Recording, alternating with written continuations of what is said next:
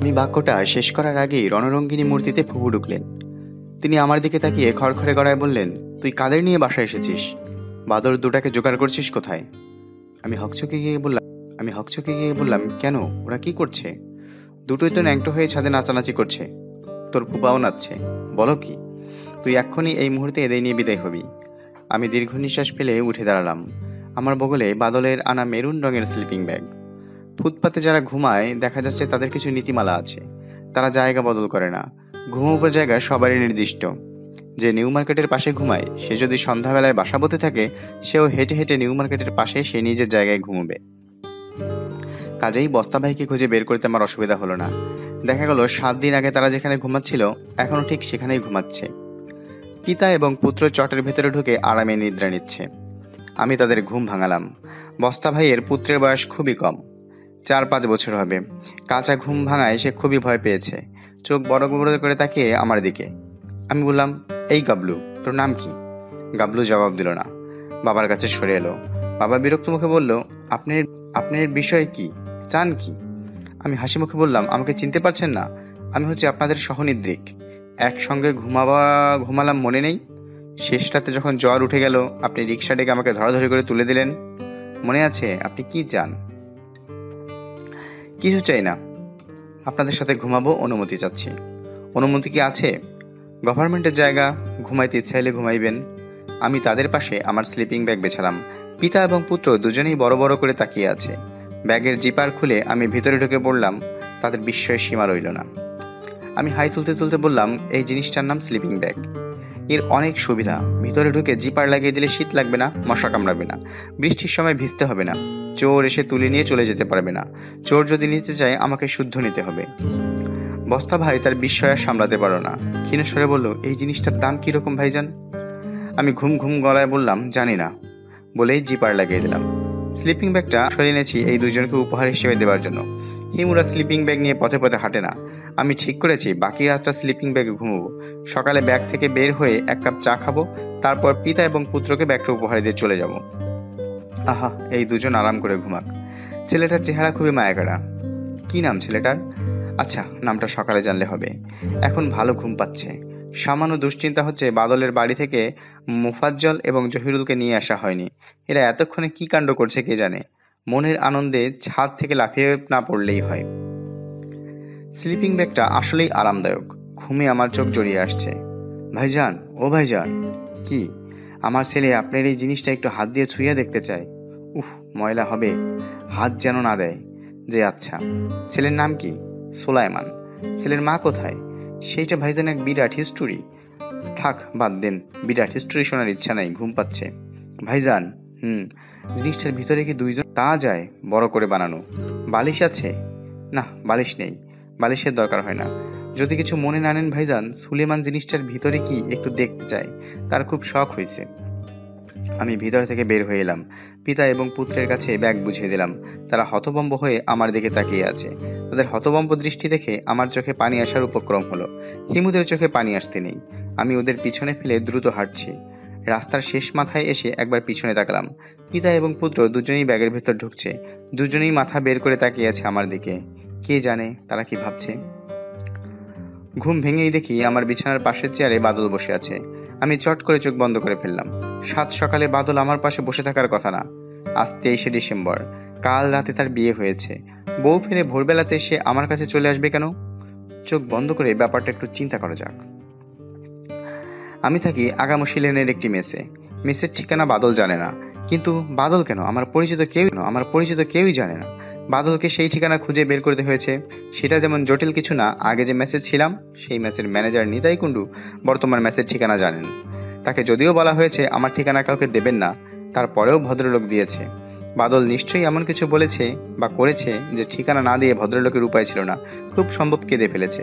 বাদল খুব সহজে কাঁদতে পারে। একবার মেসে ঢুকে পড়ার পর আমার ঘরে ঢোকা অবশ্য খুবই সহজ। আমি দরজা এবং জানালা সব খোলা রেখেই ঘুমাই। হিমুকে তাই করতে হয়।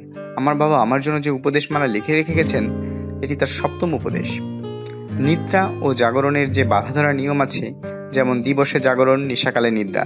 এসব নিয়ম মানিয়ে চলার কোনো আবশ্যকতা নাই। কোনো রকম বন্ধনে নিজেকে বাঁধিও না। খোলা মাঠ বা প্রান্তরে নিদ্রা নিতে চেষ্টা করিবে। কোনো প্রকোষ্ঠে শয়ন করিলে সেই প্রকোষ্ঠের দরজা জানালা সবই খুলিয়ে রাখিবে, যেন নিদ্রাকালে খোলা প্রান্তরের সহিত তোমার নিদ্রা কক্ষের যোগ সাধিত হয়। নিদ্রাকালে তস্কর বা ডাকাত আসিয়া তোমার মালামাল লইয়া পলায়ন করিবে, এই চিন্তা মাথায় রাখিও না। কারণ তস্কর আকর্ষণ করিবার মতো কিছু তোমার কখনোই থাকিবে না। যদি থাকে, তাহা তস্কর কর্তৃক নিয়ে যায় শ্রেয়। বাবার উপদেশ আমি অনেক দিন থেকেই মেনে চলেছি। খোলা প্রান্তরে শোয়া সম্ভব হচ্ছে না, দরজা জানালা খোলা, ঘরে ঘুমোচ্ছি। তস্করের হাতে পড়েছি 3 বার। প্রথমবার সে একটা দামি জিনিস নিয়ে গেছে, ওয়াকম্যান। সনি কোম্পানির ওয়াকম্যান আমাকে উপহার দিয়েছিল রূপা। রূপার উপহার দেওয়ার পদ্ধতি খুব সুন্দর। গিফট ড্যাপে মুড়ে লাল রিবনের ফুল লাগিয়ে বিরাট শিল্পকর্ম। রূপার গিফট আমার হাতে দিয়ে বলল, নাও তোমার জন্মদিনের উপহার। আমি বললাম, আজ তো আমার জন্মদিন না। সে নিজের মাথায় চুলে বিলি কাটতে কাটতে বলল, তোমার কবে জন্মদিন সেটা তো আমি জানি না, তুমি আমাকে বলবেও না, কাজেই আমি ধরে নিলাম আজই তোমার জন্মদিন। ও আচ্ছা না, বলো থ্যাংক ইউ। উপহার পেলে ধন্যবাদ দেওয়া সাধারণ ভদ্রতা। মহাপুরুষরা ভদ্রতা করেন না, তা তো না। ধন্যবাদ। কি আছে এর মধ্যে? একটা ওয়াকম্যান। তুমি তো মাঝে মাঝে এটি কানে নিয়ে ঘুরবে। আমার পছন্দের 13টা গান আমি রেকর্ড করে দিয়েছি।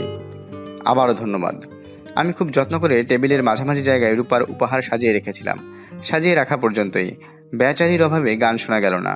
রূপা মূল যন্ত্র দিয়েছে, ব্যাটারি দেয়নি। আমারও কেনা হয়নি। মাঝে মাঝে যন্ত্রটা শুধু শুধু কানে দিয়ে বসে থাকতাম। কানের ফুটো বন্ধ থাকার জন্যই বোধহয় শো শো শব্দ হতো।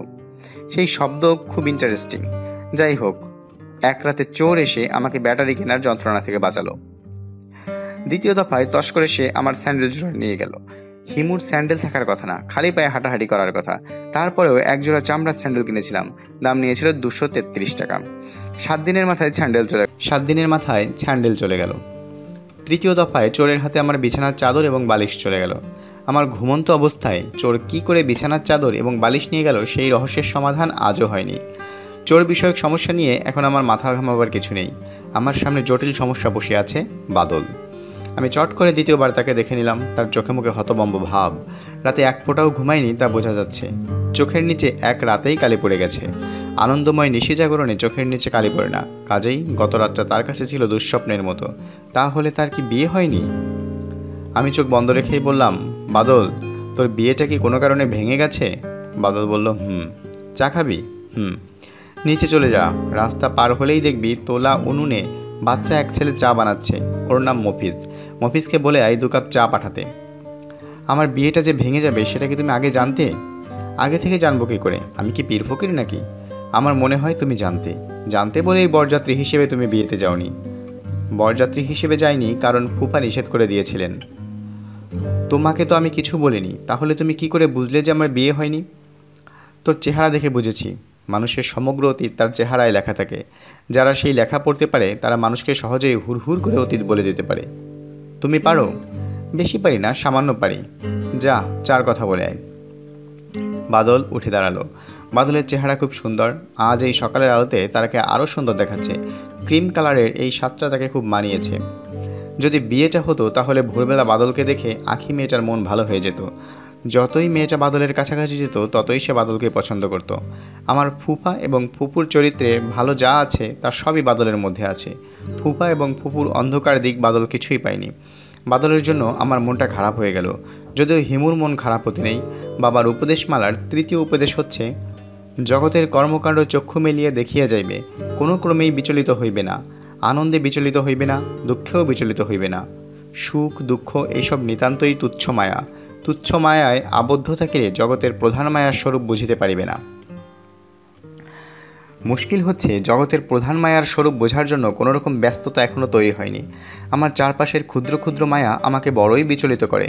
মফিজ আমার জন্য যে চা বানায় তার নাম স্পেশাল ডাবল পাত্তি। এই চায়ের বিশেষত্ব হচ্ছে ঘন লিকার, প্রচুর দুধ এবং চিনি। স্পেশাল চা কাপে করে আসে না, প্রমাণ সাইজের গ্লাস ভর্তি করে আসে। 1 গ্লাস স্পেশাল ডাবল পাত্তি খেলে সকালের নাস্তা খেতে হয় না। বাদল চায়ের গ্লাসে চুমুক দিচ্ছে, তার মুখ থমথম করছে। আমি বললাম, সিগারেট খাবি?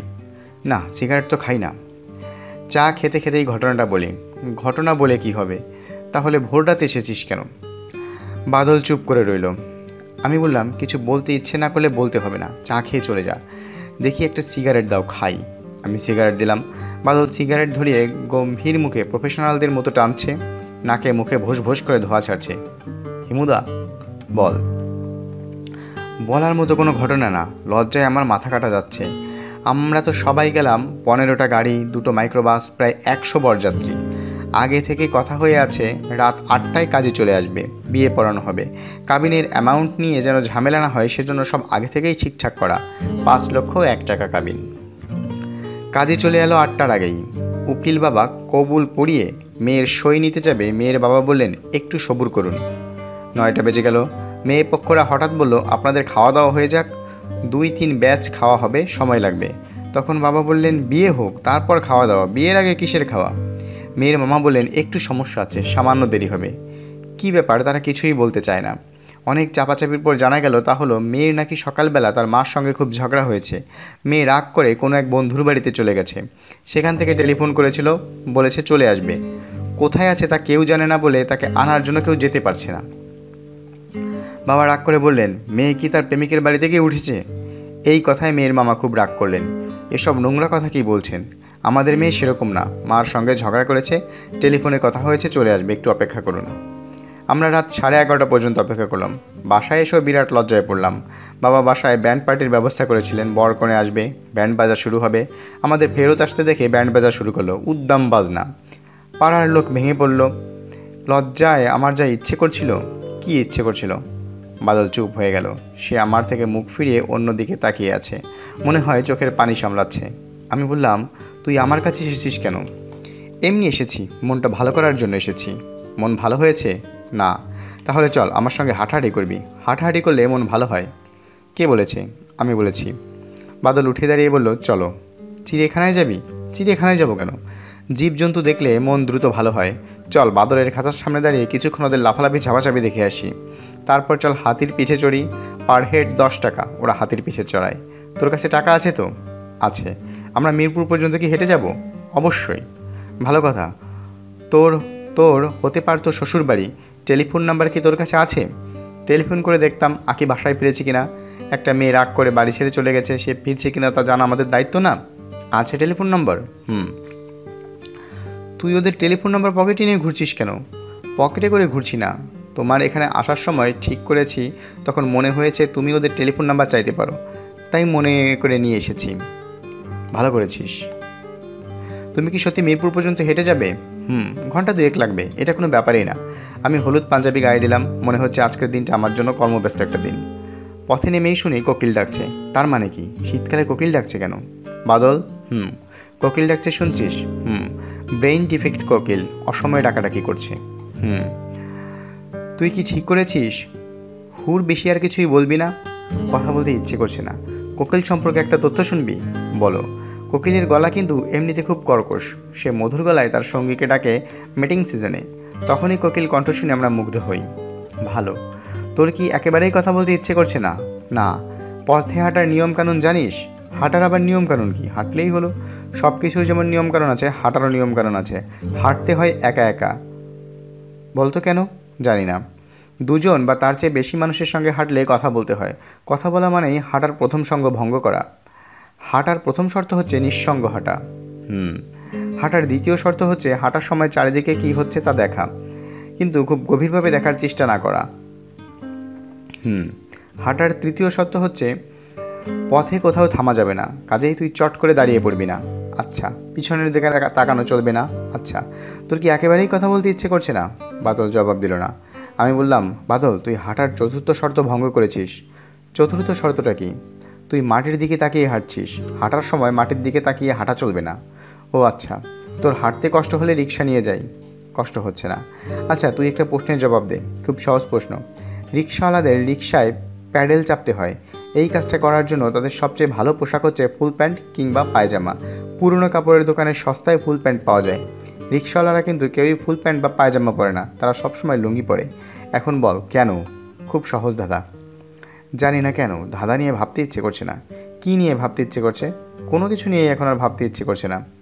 চোখের কতগুলি প্রতিশব্দ বলতো? প্রথমটা আমি বলে দিচ্ছি, আঁখি।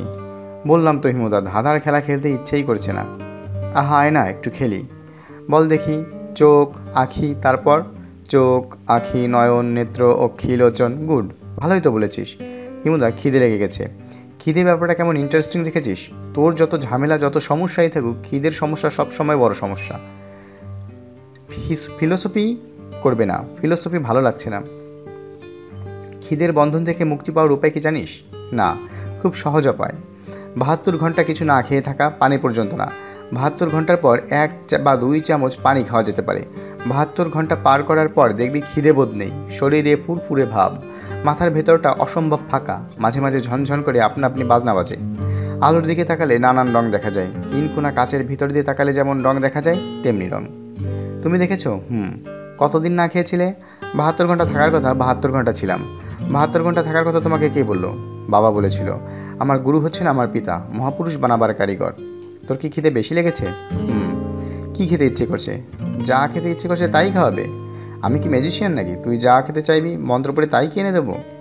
তুমি ম্যাজিশিয়ান তো বটেই, অনেক বড় ম্যাজিশিয়ান, অন্যরা কেউ জানে না, আমি জানি। আমার বাসি পোলাও খেতে ইচ্ছে করছে। বাসি পোলাও মানে? গত রাতে রান্না করা হয়েছে, বেঁচে গেছে, ফ্রিজে রেখে দেওয়া হয়েছে, সেই বাসি পোলাওয়ের সঙ্গে গরম গরম ডিম ভাজা। খুব উপাদেয় খাবার। উপাদেয় কিনা জানি না, একবার খেয়েছিলাম, সেই স্বাদ মুখে লেগে আছে। মাঝে মাঝে আমার এই খাবারটা খেতে ইচ্ছে করে। বাসি পোলাও তো আর চাইলেই পাওয়া যায় না। তবে তুমি চাইলে পাবে। আমি চাইলে পাবো কেন? কারণ তুমি মহাপুরুষ। মহাপুরুষরা বুঝি চাইলেই সব কিছু পায়? বাদল জবাব দিল না। আমি বললাম, আয়। লাক ট্রাই করতে করতে যাই। রেসিডেন্সিয়াল এরিয়ার ভিতর ঢুকে যাই। সব বাড়ির সামনে দাঁড়াবো, কলিং বেল টিপবো। বাড়ির মালিক বের হলে বলবো, আমরা একটা সার্ভে করছি। সকালবেলা কোনো বাড়িতে কি নাস্তা হয় তার সার্ভে। ইনকাম, গ্রুপ অফ নাস্তার প্রোফাইল। কি যে তুমি বলো! আরে আয় দেখি। তুমি কি সত্যি সিরিয়াস? অবশ্যই সিরিয়াস। তবে সার্ভের কথা বলে অজুহাতে উপস্থিত হওয়া চলবে না। কাজে লাগবে, বল পয়েন্ট লাগবে। তুই বল পয়েন্ট আর কাগজ নিয়ে আয়। আমার ভয় ভয় লাগছে হিমুদা। ভয়ের কিছু নেই, আয় তো। প্রথমে যে বাড়ির সামনে আমরা দাঁড়ালাম সেই বাড়ির নাম উত্তরায়ণ। বেশ জমকালো বাড়ি। গেটে দারোয়ান আছে। গেটের ফাঁক দিয়ে বাড়ির মালিকের দুটো গাড়ি দেখা যাচ্ছে। একটা গাড়ি মনে হচ্ছে কিছুদিন আগে কেনা হয়েছে, ঝকঝক করছে। দারোয়ান বলল, কাকে চান? আমি বললাম, আমরা স্ট্যাটিক্যালি ব্যুরো থেকে এসেছি, বাড়ির মালিকের সঙ্গে কথা বলা দরকার। আপনার নাম? হিমু। কার্ড দেন। আমার সঙ্গে কার্ড নেই, আমরা ছোট কর্মচারী, আমাদের সঙ্গে তো কার্ড থাকে না। আপনি ভিতরে গিয়ে খবর দিন, বলবেন স্ট্যাটিক্যাল ব্যুরো। দারোয়ান ভিতরে চলে গেল। বাদল বলল, ভয় ভয় লাগছে হিমুদা, শেষে হয়তো পুলিশে দিয়ে দেবে, মারধর করবে। ভয়ের কিছু নেই। তোমার খালি পা দেখেই সন্দেহ করবে। মানুষ চট করে পায়ের দিকে তাকায় না, তাকায় মুখের দিকে। তাছাড়া আমাদের ভিতরে নিয়ে বসাবে, তখন খালি পায়ে বসলে ভাববে স্যান্ডেল বাইরে খুলে এসেছি। তোমার মারাত্মক বুদ্ধি হিমুদা। তোর মতো স্যাঁতস্যাঁতে ভাবটা কি এখন দূর হয়েছে? একটা উত্তেজনার মধ্যে তোকে ফেলে দিয়েছি, যাতে আঁখি মেয়েটার চিন্তা থেকে আপাতত তুই মুক্তি পাস। দারোয়ান এসে বলল, যান, ভিতরে যাইতে বলছে। আমরা রওনা হলাম। বাদল ভালো ভয় পেয়েছে, তার চোখে মুখে ঘাম। তবে সে আঁখির হাত থেকে এখন মুক্ত। আমাদের বসালো ড্রয়িং রুমের পাশের ছোট্ট একটা ঘরে। এটা বোধহয় গুরুত্বহীন মানুষদের বসার জন্য ঘর। দেশ থেকে লোক আসবে, এখানে বসবে, বিল নিতে আসবে, বসবে এখানে এই খুপড়িতে। এক ভদ্রলোক গম্ভীর মুখে ঢুকলেন, বয়স্ক লোক। সকালবেলা হঠাৎ যন্ত্রণায় তিনি বিরক্তি চাপার চেষ্টা করছেন, পারছেন না। আপনাদের ব্যাপারটা কি? আমি উঠে দাঁড়িয়ে অত্যন্ত বিনয়ের সঙ্গে বললাম, স্যার, আমরা ঢাকা ইউনিভার্সিটির সোশিওলজি ডিপার্টমেন্ট থেকে একটা সমীক্ষা চালাচ্ছি। সমীক্ষা হচ্ছে ঢাকা শহরে মানুষদের ব্রেকফাস্টের প্রোফাইল। ভদ্রলোক বিস্মিত হয়ে বললেন, কিসের প্রোফাইল? কোন পরিবার কী ধরনের নাস্তা খাওয়া হয় তার উপর একটা জেনারেল স্টাডি। আজ আপনাদের বাসায় সকালের কি নাস্তা হয়েছে? আপনি কি খেয়েছেন? সকালে তো আমি নাস্তাই খাই না, একটা টোস্ট খাই আর 1 কাপ কফি খাই। আমি গম্ভীর মুখে কাগজে লিখলাম, টোস্ট, কফি। কফি কি ব্ল্যাক কফি? না, ব্ল্যাক কফি খাই না, দুধ কফি। বাড়িতে নিশ্চয়ই অন্য সবার জন্য একটা নাস্তা তৈরি হয়, সেটা কি? দাঁড়ান, আমার ভাগ্নিকে পাঠাই, ও বলতে পারবে। এই জাতীয় স্টাডির কথা প্রথম শুনলাম। যেসব স্টাডি হবার সেসব হচ্ছে না, নাস্তা নিয়ে গবেষণা। ভদ্রলোক চলে গেলেন এবং প্রায় সঙ্গে সঙ্গে যে মেয়েটি ঢুকলো তার নাম মীরা। গভীর রাতে তার সঙ্গে আমার দেখা হয়েছিল। কুড়িয়ে পাওয়া মানি ব্যাগ এই মেয়েটির হাতেই দিয়েছি। তবে এমন জমকালো বাড়িতে নয়। মেয়েটি আমাকে চিনতে পারল না। সেও ভদ্রলোকের মতোই বিরক্ত মুখে বলল, আজ এই বাড়িতে কোনো নাস্তা হয়নি। গত রাতে বাড়িতে একটা উৎসব ছিল, বড় মামার 50তম জন্মদিন। সেই উপলক্ষে পোলাও রান্না হয়েছে। অনেক পোলাও বেঁচে গেছে, ডিপ ফ্রিজে রাখা ছিল। সকালে সে পোলাও গরম করে দেওয়া হয়েছে। আমি সহজ গলায় বললাম, আমরা দুজন কি সেই বাসি পোলাও খেয়ে দেখতে পারি? পোলাওয়ের সঙ্গে ডিম ভাজা। বাদল চোখ মুখ শুকনো করে ফেলল। মীরা তাকালো তীক্ষ্ণ দৃষ্টিতে। আমি বললাম, তারপর মীরা তুমি ভালো আছো? মীরা তখনও তাকিয়ে আছে। আমাকে চিনতে পারছো না? ওই তো তোমাকে টাকা দিয়ে এলাম, 37,921 টাকা।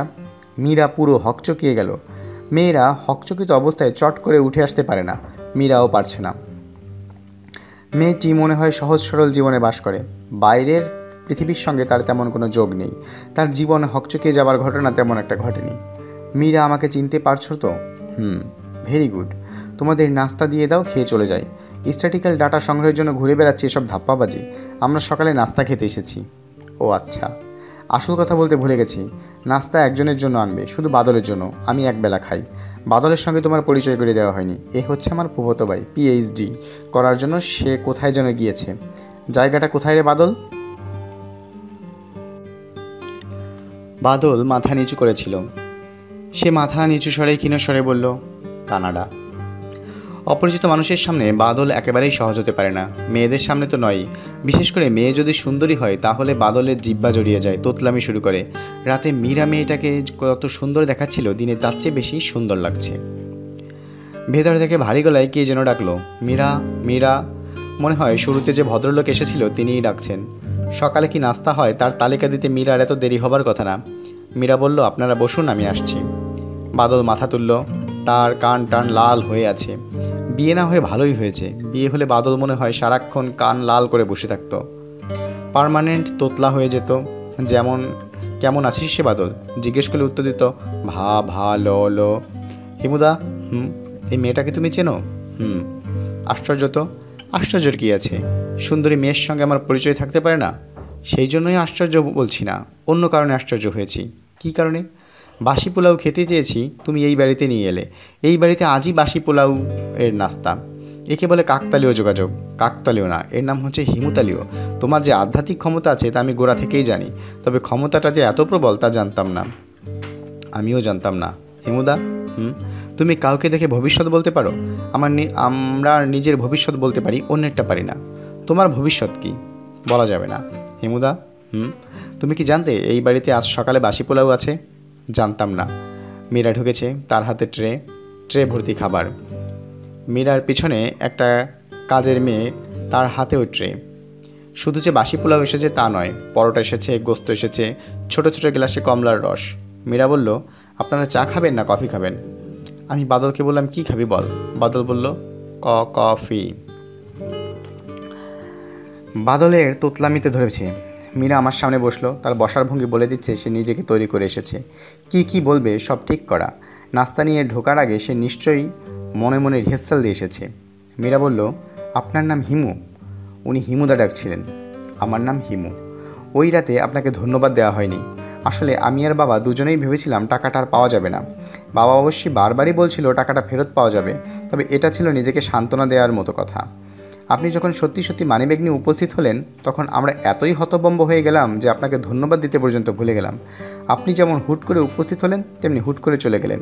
তখন বাবা খুব হইচই শুরু করলেন, মানুষটা গেল কোথায়। বাবা খুব অল্পতে অস্থির হয়ে পড়েন। তখন তার ব্লাড প্রেশারও বেড়ে যায়। তিনি খুবই অস্থির হয়ে পড়েন। আপনাদের খুঁজে বের করার জন্য রাত 2:30টার সময় ঘর থেকে বের হলেন। বলো কি? আমার বাবা খুবই অস্থির প্রকৃতির মানুষ, তার সঙ্গে কথা না বলে বুঝতে পারবেন না। উনি রাত 3:30টা পর্যন্ত আপনাদের খুঁজে বেড়ালেন। আমি একা ভয়ে অস্থির। একা কেন? একা কারণ আমাদের সংসারে দুজন মানুষ, আমি আর আমার বাবা। যাই হোক, বাবা বাসায় ফিরেই বললেন, মীরা শোন, আমি নিশ্চিত টাকা নিয়ে যারা এসেছিল তারা মানুষ না, অন্য কিছু। আমি বললাম, অন্য কিছু মানে? বাবা বলেন, অন্য কিছু কি তা আমি জানি না। আমাদের দৃশ্যমান জগতে যেসব মানুষ বাস করে, মানুষ ছাড়া অন্য জীবও বাস করে, তাদেরকেও একজন এসেছিল। বাবা এমনভাবে বললেন যে আমি নিজেও প্রায় বিশ্বাস করে ফেলেছিলাম। সেই কারণে আপনাকে দেখে চমকে উঠেছিলাম। ও আচ্ছা, এখন আপনাকে একটা অনুরোধ করছি, আপনি দয়া করে বাবার সঙ্গে দেখা করুন, বাবার মন থেকে ভ্রান্ত ধারণা দূর করুন। আজ কি যেতে পারবেন? বুঝতে পারছি না, আজ আমাদের অনেক কাজ। কি কাজ? বাদর দেখার জন্য চিড়িয়াখানায় যেতে হবে, হাতির পিঠে চড়তে। A journey by elephant type ব্যাপার। আখি নামের একটা মেয়েকে খুঁজে বের করতে হবে, ওর সঙ্গে কথা বলতে হবে। বেশ, কাল আসুন, দেখি পারি কিনা। আপনি আমার বাবার অবস্থাটা বুঝতে পারছেন না। একটা ভুল ধারণা তার মনে ঢুকে গেছে, এটা বের হওয়া উচিত। আমি হাসি মুখে বললাম, কোনটা ভুল ধারণা কোনটা শুদ্ধ ধারণা সেটা চট করে বলাও মুশকিল। এই পৃথিবীতে সব কিছুই আপেক্ষিক। আপনি নিশ্চয়ই প্রমাণ করার চেষ্টা করছেন না যে আপনি মানুষ না, অন্য কিছু। আমি আবার হাসলাম, আমার সেই বিখ্যাত বিভ্রান্ত করা হাসি। তবে বিংশ শতাব্দীর মেয়েরা অনেক চালাক, যতই বিভ্রান্তির হাসি কেউ হাসুক, মেয়েরা বিভ্রান্ত হয় না। তাছাড়া পরিবেশের একটা ব্যাপার আছে, বিভ্রান্ত হবার জন্য পরিবেশ লাগে। আমি যদি রাত 2টার সময় হঠাৎ মীরাদের বাসায় উপস্থিত হই এবং কথাগুলো বলি, কিছুক্ষণের জন্য হলেও সে বিভ্রান্ত হবে। এমন ঝলমলে আলোর দিনে আমাদের নাস্তা দেওয়া হয়েছে, কফি পট ভর্তি। কফির পট থেকে গরম ধোঁয়া আসছে, এই সময় বিভ্রান্তি থাকে না। বাদল মাথা নিচু করে বাসি পোলাও খাচ্ছে, মনে হচ্ছে বাসি পোলাওয়ের মতো বেহেস্তি খানা এই জীবনে সে প্রথম খাচ্ছে। আমরা চিড়িয়াখানায় গেলাম, বাদরদের বাদাম খাওয়ালাম, তাদের লাফালাফি ঝাপাঝাপি দেখলাম, তারপর হাতির পিঠে চললাম, 10 টাকা করে টিকিট। এরপর গেলাম শিম্পাঞ্জি দেখতে। শিম্পাঞ্জি দেখে খুব মজা পাওয়া গেল না, কারণ তার অবস্থা বাদলের মতো, খুবই বিমর্ষ। আমরা একটা কলা ছুঁড়ে দিলাম, সে ফিরে তাকালো না। বাদর গোত্রীয় প্রাণী, অথচ কলার প্রতি আগ্রহ নিয়ে এই প্রথম দেখলাম। বাদলকে বললাম, চল জিরাফ দেখি। বাদল শুকনো গলায় বলল, জিরাফ দেখে কি হবে? জিরাফের লম্বা লম্বা গলা, যদি দেখি তোর মনটা ভালো হয়। আমার মন ভালো হবে না, আমি এখন বাসায় যাব। যা, চলে যা, আমি সন্ধ্যা পর্যন্ত থাকবো। সন্ধ্যাবেলা সব পশু পাখি একসঙ্গে ডাকাডাকি শুরু করে, ইন্টারেস্টিং একটা ব্যাপার। কোনো ইন্টারেস্টিং ব্যাপার আমি এখন আর আগ্রহ বোধ করছি না। তাহলে যা, বাড়িতে গিয়ে লম্বা ঘুম দে। তুমি আখিকে টেলিফোন করবে না? করব, এখন না। চিড়িয়াখানার কার্ড ফোন আছে, আমার কাছে কার্ড আছে। তুই কি ফোন কার্ড সঙ্গে নিয়ে ঘুরে বেড়াস? এই পর্যন্ত ওই বাড়িতে কবার ফোন করেছিস? 2বার। তোর সঙ্গে কথা বলেনি? না। তোর সঙ্গেই কথা বলেনি, আমার সঙ্গে কি কথা বলবে? তোমার সঙ্গে বলবে, কারণ তুমি হচ্ছ হিমু। টেলিফোন করে কি বলবো? বাদল চুপ হয়ে রইল। আমি হাসি মুখে বললাম, তুই নিশ্চয়ই চাস না কেমন আছো, ভালো আছো এই টাইপের কথা বলে রিসিভার রেখে দিই। মেয়েটাকে আমি কি বলবো সেটা বলে দে। তোমার যা ইচ্ছা তাই বলো। আমি কি বলবো? আখি শোনো, মগবাজার কাজী অফিস চেনো? এক কাজ করো, রিক্সা নিয়ে কাজী অফিসে চলে এসো, আমি বাদলকে নিয়ে আসছি। তুমি এলে তোমাদের বিয়ে দিয়ে দেবো, কোনো সমস্যা নেই। বাদল মাথা নিচু করে ফেললো, মনে হচ্ছে সে খুবই লজ্জা পেয়েছে। প্রায় ফিস ফিস করে বলল, তুমি আসতে বললে আখি চলে আসবে? তোর তাই ধারণা? তুই কিন্তু ভালোই বোকা। আমি বোকা হই আর যা হই, তুমি হচ্ছ হিমু, তুমি যা বলবে তাই হবে। আচ্ছা, পরীক্ষা হয়ে যাক, আমি আখিকে আসতে বলবো? বাদল প্রায় অস্পষ্ট স্বরে বলল, বলো। বেশ কয়েকবার টেলিফোন করা হলো, ওপাশ থেকে কেউ ফোন ধরছে না। বাদল শুকনো মুখে দাঁড়িয়ে আছে। বাদলকে দেখে খুবই মায়া হচ্ছে। মায়া লাগলেও কিছু করার নেই। পৃথিবীতে বেঁচে থাকতে হলে প্রতি পদে পদে মায়াকে তুচ্ছ করতে হয়। কোনো ভদ্রলোকের যদি বিয়ের 2 বছরের মাথায় সন্তান প্রসবজনিত জটিলতায় স্ত্রী বিয়োগ হয়, তিনি যদি আর বিয়ে না করেন এবং বাকি জীবন কাটিয়ে দেন সন্তানকে বড় করার জটিল কাজে, তখন তার ভিতরে সামান্য সমস্যা দেখা দেয়। সমস্যার মূল কারণ অপরাধবোধ। স্ত্রীর মৃত্যুর জন্য তিনি নিজেকে দায়ী করেন। সন্তানের জন্ম না হলে স্ত্রী মারা যেত না। সন্তানের জন্মের জন্য তার ভূমিকা আছে, এই তথ্য তার মাথায় ঢুকে যায়। মাতৃহারা সন্তানকে মাতৃস্নেহ বঞ্চিত করার জন্য তিনি নিজেকে দায়ী করেন। তার নিজের নিঃসঙ্গতার জন্য তিনি নিজেকে দায়ী করেন। তিনি সংসারে বেঁচে থাকেন অপরাধীর মতো। যতই দিন যায়, তার আচার আচরণ, জীবনযাপন পদ্ধতি সবই অসংলগ্ন হতে থাকে। স্ত্রী জীবিত অবস্থায় তাকে যতটা ভালোবাসেন, মৃত্যুর পর তার চেয়ে অনেক বেশি ভালোবাসতে শুরু করেন। সেই ভালোবাসাটাই চলে যায় অসুস্থ পর্যায়ে। আশরাফুজ্জামান সাহেবকে দেখে আমার তাই মনে হলো। মীরার বাবার নাম আশরাফুজ্জামান, একসময় কলেজের শিক্ষক ছিলেন। স্ত্রীর মৃত্যুর পর চাকরি ছেড়ে দেন, এটাই স্বাভাবিক। অস্থিরতায় আক্রান্ত একটা মানুষ স্থায়ীভাবে কিছু করতে পারে না। বাকি জীবনে তিনি অনেক কিছু করার চেষ্টা করেছেন। ইন্স্যুরেন্স কোম্পানির কাজ, ট্রাভেলিং এজেন্সির চাকরি, ইনভেস্টমেন্ট ব্যবসা, টুকটাক ব্যবসা সবই করা হয়েছে। এখন কিছুই করেন না। পৈতৃক বাড়ি ভাড়া দিয়ে সেই টাকায় সংসার চালাচ্ছেন। সংসারে 2টি মাত্র মানুষ, থাকার তেমন অসুবিধা হয় না। ভদ্রলোকের প্রচুর অবসর। এই অবসরের সময়টা কাটাচ্ছেন মৃত মানুষের সঙ্গে যোগাযোগের পদ্ধতি উদ্ভাবনে। ভদ্রলোক খুব রোগা, বড় বড় চোখ, চোখের দৃষ্টিতে ভরসা হারানো ভাব। বয়স 50-এর কাছাকাছি। এই বয়সে মাথায় কাঁচা পাকা চুল থাকার কথা, তার মাথায় সব চুলই পাকা। ধবধবে সাদা চুলে ভদ্রলোকের মধ্যে ঋষি ঋষি ভাব চলে এসেছে। তার গলার স্বর খুব মিষ্টি, কথা বলার সময় একটু ঝুঁকে কাছে আসেন। তার হাত খুবই সরু, মৃত মানুষের হাতের মতো বিবর্ণ। কথা বলার সময় গায়ে হাত দেবার অভ্যাসও আছে তার। তিনি যতবারই গায়ে হাত দিচ্ছেন, আমি ততবারই চমকে উঠছি। আপনার নাম হিমু? জি। মানিব্যাগ নিয়ে রাতে আপনি যখন এসেছিলেন তখন আপনার চেহারা একরকম ছিল, এখন অন্যরকম। আমি বললাম, তাজমহল দিনের বেলায় একরকম আর রাতের বেলায় অন্যরকম। মানুষ তো তাজমহলের চেয়েও অনেক উন্নত শিল্পকর্ম, মানুষের চেহারা তো বদলানোরই কথা। আমার ধারণা ছিল আপনি মানুষ না। এখন কি ধারণা? আমি মানুষ। আশরাফুজ্জামান সাহেব সরু চোখে তাকিয়ে রইলেন। তার চোখে মুখে এক ধরনের অস্বস্তি। মনে হচ্ছে তিনি আমার ব্যাপারে এখনও সংশয়মুক্ত না। আমি হাসি মুখে বললাম, একদিন দিনের বেলা এসে আপনাকে দেখাবো, রোদে দাঁড়ালে আমার ছায়া পড়ে। আশরাফুজ্জামান এবার নিশ্চুপ হয়ে রইলেন। মানুষ না, কিন্তু মানুষের মতো জীবদেরও ছায়া পড়ে, তাই নাকি? জি, এরা মানুষের মধ্যেই বাস করে। ও আচ্ছা। আমি অনেক কিছু জানি, কিন্তু কাউকে মন খুলে কথা বলতে পারি না। কথা বলার আমার কথা অনেকে বিশ্বাস করে না, পাগল ভাবে। মীরাকেও আমি তেমন কিছু বলি না। আমাকে বলতে চাচ্ছেন? জি না, বলতে চাইলে বলতে পারেন। আচ্ছা, আমাকে দেখে কি আপনার মনে হয় আমি অসুস্থ? না, তা মনে হচ্ছে না। মীরার ধারণা আমি অসুস্থ। যতই দিন যাচ্ছে ততই তার ধারণা প্রবল হচ্ছে। অথচ আমি জানি আমি সম্পূর্ণ সুস্থ স্বাভাবিক মানুষ। আমার স্বাভাবিকতা বলতে এইটুকু, মীরার মার সঙ্গে আমার দেখা হয়, কথাবার্তা হয়। তাই বুঝি? জি। মানিব্যাগ হারিয়ে গেল। আমি খুবই আপসেট হয়ে বাসায় এসেছি। আমি মোটামুটিভাবে দরিদ্র মানুষ। এতগুলো টাকা। মীরাকে খবরটা দিয়ে নিজের ঘরে দরজা বন্ধ করে বসে আছি। তখন মীরার মার সঙ্গে আমার কথা হলো। সে বলল, তুমি মন খারাপ করো না, টাকা আজ রাতেই ফেরত আসবে। আমি মীরাকে বললাম। সে হেসেই উড়িয়ে দিল। হেসে উড়িয়ে দেওয়াটা ঠিক হয়নি। টাকা তো রাতেই ফেরত পেয়েছিলেন, তাই না? জি। মীরার মা সারা জীবন আমাকে নানাভাবে সাহায্য করেছে, এখনও করছে। ওনার নাম কি? ইয়াসমিন। উনি কি সরাসরি আপনার সঙ্গে কথা বলেন, না প্ল্যানচেটের মাধ্যমে তাকে আনতে হয়? তিনি নিচু গলায় বললেন, শুরুতে প্ল্যানচেট করে আনতাম, এখন নিজেই আসে। যা বলা সরাসরি বলে। তাকে চোখে দেখতে পান? সব সময় পাই না, হঠাৎ হঠাৎ পাই। আপনি বোধহয় আমার কোনো কথা বিশ্বাস করছেন না। অবিশ্বাসের একটা হাসি আপনার ঠোঁটে। আমি আপনার সব কথাই বিশ্বাস করছি। আমি তো মিসির আলি না যে সব সময় অবিশ্বাস করব। আমি হচ্ছে হিমু। হিমুর মূলমন্ত্র হচ্ছে বিশ্বাসে মিলায় বস্তু, তর্কে বহুদূর। মিসির আলিকে আছে একজন, তার মূলমন্ত্র হচ্ছে তর্কে মিলায় বস্তু, বিশ্বাসে বহুদূর। তার ধারণা জীবনটা অঙ্কের মতো, একের সঙ্গে এক যোগ করলে সবসময় 2 হবে, কখনো 3 হবে না। 3 কি হয়? অবশ্যই হয়। আপনার বেলায় তো হয়ে গেল। আপনি এবং মীরা 1 1 2 হবার কথা, আপনার বেলায় হচ্ছে 3। মীরার মা কোত্থেকে যেন উপস্থিত হচ্ছেন। আপনি তো বেশ গুছিয়ে কথা বলেন। চা খাবেন? চা কে বানাবে? মীরা তো বাসায় নেই। চা আমিই বানাবো। ঘর সংসারের সব কাজ আমিই করি। চা বানানো, রান্না করা সব করতে পারি। মোগলাই ডিশও পারি। আপনার কোনো কাজের লোক নেই? না। নেই কেন? মীরার মা পছন্দ করে না। জি না, আপনি ঠিক ধরেছেন। কোনো কাজের মানুষের সাহায্য ছাড়া মেয়েকে বড় করতে আপনার কোনো সমস্যা হয়নি? সমস্যা তো হয়েছেই, তবে ইয়াসমিন আমাকে সবসময় সাহায্য করেছে। যেমন ধরুন, মেয়ে রাতে কাঁথা ভিজিয়ে দিল, আমি কিছু বুঝতে পারছি না, ঘুমে অচেতন। ইয়াসমিন আমাকে ডেকে তুলে বলবে, মেয়ে ভেজা কাঁথায় শুয়ে আছে। বাহ, ভালো তো। মীরার একবার খুব অসুখ হলো, কিছু খেতে পারে না, যা খায় তাই বমি করে ফেলে দেয়, শরীরে প্রবল জ্বর। ডাক্তাররা কড়া কড়া অ্যান্টিবায়োটিক দিচ্ছে, জ্বর সারছে না। তখন ইয়াসমিন এসে বলল, তুমি মেয়েকে ওষুধ খাওয়ানো বন্ধ করো, কাগজি লেবুর শরবত ছাড়া আর কিছুই খাওয়াবে না। আপনি তাই করলেন? প্রথম দিকে করতে চাইনি, ভরসা পাচ্ছিলাম না, কারণ মেয়ের অবস্থা খুবই খারাপ। তাকে স্যালাইন দেওয়া হয়েছে।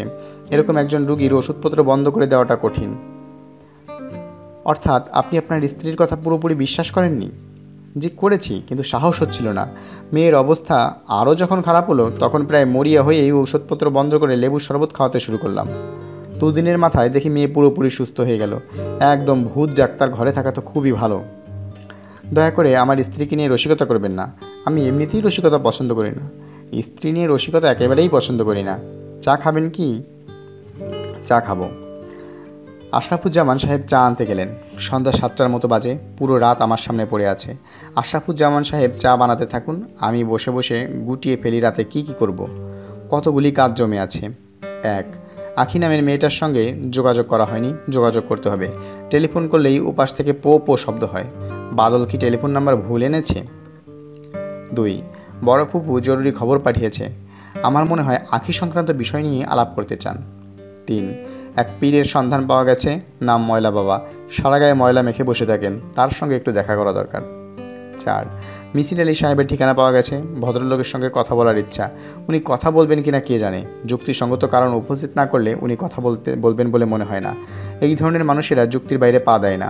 তারা জানে অ্যান্টি লজিক হচ্ছে লজিকের উল্টো পিঠ। হিমু সাহেব? জি। আপনার চা নিন। চায় আপনি ক চামচ চিনি খান? যে যত চামচ দেয় তত চামচ খাই। আমার কোনো কিছুতে ধরাবাঁধা নিয়ম নেই। আমি 1 চামচ চিনি দিয়েছি। খুব ভালো করেছেন, এবং চা অসাধারণ হয়েছে। গরম মশলা দিয়েছেন নাকি? সামান্য দিয়েছি।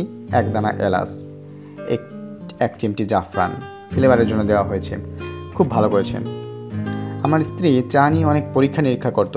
কমলা লেবুর খোসা শুকিয়ে রেখে দিত, মাঝে মাঝে চায়ে সামান্য কমলা লেবুর খোসা দিত। অসাধারণ টেস্ট।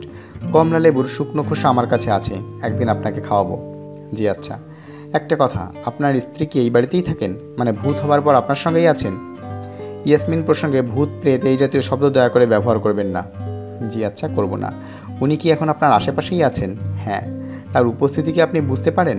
পারি। আমি কি তার সঙ্গে কথা বলতে পারি?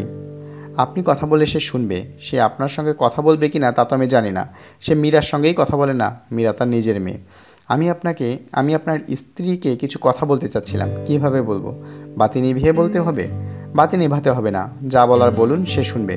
সম্বোধন করবো কি করে? ভাবি বলবো? হিমু সাহেব, আপনি পুরো ব্যাপারটা এমন হালকাভাবে নেবার চেষ্টা করছেন, এটা ঠিক না। আমার স্ত্রী, আপনার যদি কিছু জিজ্ঞেস করার থাকে জিজ্ঞেস করুন, আমি তার কাছ থেকে জবাব এনে দিচ্ছি। চা শেষ করে নেই। চা খেতে খেতে যদি ওনার সঙ্গে কথা বলে উনি হয়তো এটাকে বেয়াদবি হিসেবে নেবেন। আবার রসিকতা করছেন? আচ্ছা, আর করবো না। আমি চায়ে শেষ চুমুক দিয়ে ঘরের ছাদের দিকে তাকিয়ে গম্ভীর গলায় বললাম, আমার ভালো নাম হচ্ছে হিমালয়, ডাকনাম হিমু। সবাই এখন আমাকে এই নামেই চেনে। আমাকে বলা হয়েছে মীরার মৃত মা এই বাড়িতে উপস্থিত আছেন। আমি এর আগে কোনো মৃত মানুষের সঙ্গে কথা বলিনি। আমি জানি না তাদের সঙ্গে কিভাবে কথা বলতে হয়। আমার কথাবার্তায় যদি কোনো বেয়াদবি প্রকাশ পায় দয়া করে ক্ষমা করে দেবেন। আমি আপনার কাছ থেকে একটা ব্যাপার জানতে চাচ্ছি। আমি এক রাতে প্রচণ্ড ভয় পেয়েছিলাম। কি দেখে ভয় পেয়েছিলাম সেটা কি এখন বলতে পারবেন? কথা শেষ করে মিনিট পাঁচেক চুপচাপ রইলাম। আশরাফুল সাহেবও চুপচাপ রয়েছে, তার চোখ বন্ধ। মনে হয় তিনি ঘুমিয়ে পড়েছেন। ঘুমন্ত মানুষের মতো তিনি ধীরে ধীরে শ্বাস ফেলছেন। তার ঘুম ভাঙানোর জন্য আমি শব্দ করে কাশলাম। তিনি চোখ মেললেন না, তবে নড়ে চলে বসলেন।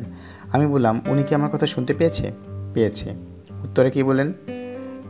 সে এই প্রসঙ্গে কিছু বলতে চায় না। আমি আজ বিদায় নিচ্ছি। মীরাকে বলবেন আমি এসেছিলাম। আরেকটু বসুন, মীরা চলে আসবে। তার বান্ধবীর জন্মদিনে গিয়েছে, বলে গেছে 8টার মধ্যে চলে আসবে। 8টা বাজতে আর মাত্র 5 মিনিট। আমি উঠে দাঁড়াতে দাঁড়াতে বললাম, আজ মীরা আসতে অনেক দেরি করবে। 12টা 1টা বেজে যেতে পারে, কাজেই অপেক্ষা করা অর্থহীন। আশরাফুজ্জামান ভুরু কুচকে তীক্ষ্ণ গলায় বললেন, দেরি করবে বলছেন কেন? আমার মনে হচ্ছে দেরি হবে। এক ধরনের ইনটিউশন। আমার ইনটিউশন ক্ষমতা প্রবল। ভদ্রলোক অবিশ্বাসী দৃষ্টিতে তাকাচ্ছেন। আমি বললাম, আপনি ওভাবে তাকাচ্ছেন কেন? আপনি যা বলেছেন আমি বিশ্বাস করেছি। আমার কথা আপনি বিশ্বাস করছেন না কেন? মীরা কখনো রাত 8টার পরে বাইরে থাকে না। আমার এখানে টেলিফোন নেই। দেরি হলে টেলিফোনে খবর দিয়ে সে আমার দুশ্চিন্তা দূর করতে পারবে না বলেই এখন দেরি করবে না। আপনি 8টা পর্যন্ত অপেক্ষা করে দেখুন। কমলা লেবুর খোসা দিয়ে 1 কাপ চা বানিয়ে দিই, খেয়ে দেখুন। অন্য সময় এসে খেয়ে যাব। আমার খুব জরুরি কাজ আছে, আজ রাতের মধ্যেই সারতে হবে। আমি রাস্তায় নামলাম। প্রথমে যাব বড় ফুপুর কাছে। ছেলের বিয়ে ভাঙার শোক তিনি সামলে উঠেছে কিনা কে জানে। মেয়ের বিয়ে ভাঙা শোক সামলানো যায় না, ছেলের বিয়ে ভাঙা শোক ক্ষণস্থায়ী হয়। এই সব ক্ষেত্রে ছেলের মা একটু বোধহয় খুশিই হন। ছেলে আর কিছুদিন রইল তার ডানার নিচে। ছেলের বিয়ে নিয়ে তার ভাবনার আর কিছু নেই। মেয়েদের বিয়ের বয়স পার হয়ে গেলে ছেলেদের কিন্তু বিয়ের বয়স পার হয় না। বড় ফুপু বিছানায় লম্বা হয়ে শুয়ে আছে। তার মাথার নিচে ওয়েল ক্লথ। তার মাথায় পানি ঢালা হচ্ছে। বিভ্রান্ত হওয়ার মতো কোনো দৃশ্য না। যারা বড় ফুপুর সঙ্গে পরিচিত তারা জানে মাথায় পানি ঢালা হচ্ছে তার হবি বিশেষ। তিনি খুব আপসেট। মাথায় পানি ঢেলে তাকে ঠিক করা হচ্ছে, এটা তিনি মাঝে মধ্যেই প্রমাণ করতে চান। আমি ঘরে ঢুকেই বললাম, ফুপু কী খবর? ফুপু কিনেশ্বরে বললেন, কে? এটাও তার অভিনয়ের একটা অংশ। তিনি বোঝাতে চাচ্ছেন তার অবস্থা এতই খারাপ যে তিনি কাউকে চিনতে পারছেন না। মাথায় পানি ঢালা হচ্ছে, ব্যাপার কি ফুপু? তুই কিছু জানিস না? আমাদের সবার তো কাপড় খুলে ন্যাংটো হয়ে ছেড়ে দিয়েছে। কে?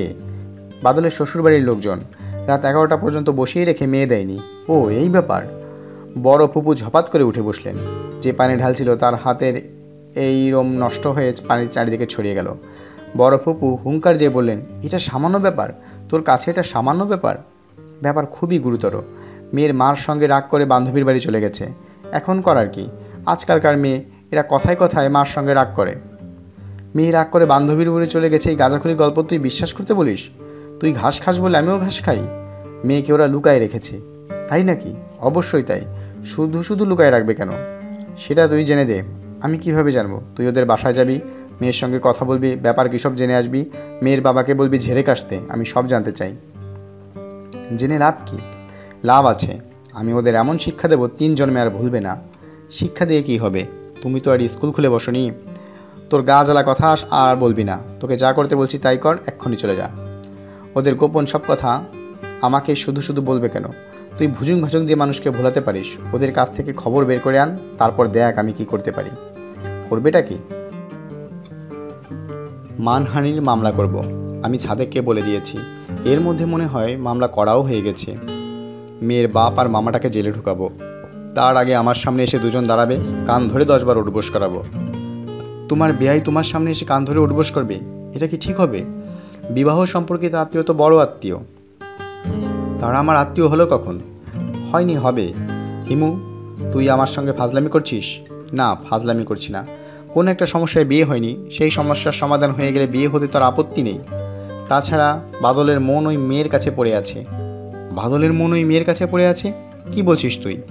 যে মেয়ে লাথি দিয়ে তাকে নর্দমায় ফেলে দিল, যে তাকে ন্যাংটো করে ছেড়ে দিল এত মানুষের সামনে, তার কাছে যা পাওয়া যায় না তার প্রতি আকর্ষণ বাড়ে।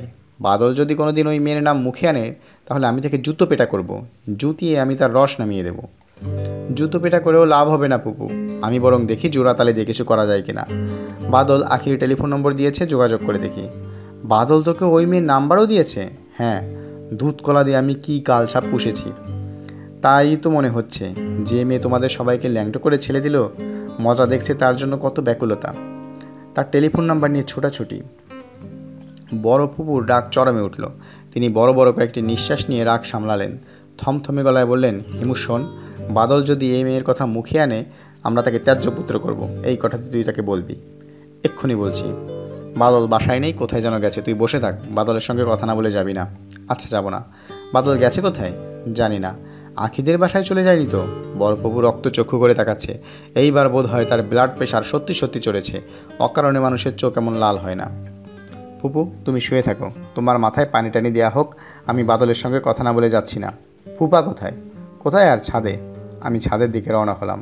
আজ বুধবার, ফুপার মদ্যপান দিবস। তার ছাদে থাকারই কথা। ফুপু ওয়েল কলাতে মাথা রেখে আবার শুয়েছেন। বিপুল উৎসাহে তার মাথায় পানি ঢালা হচ্ছে।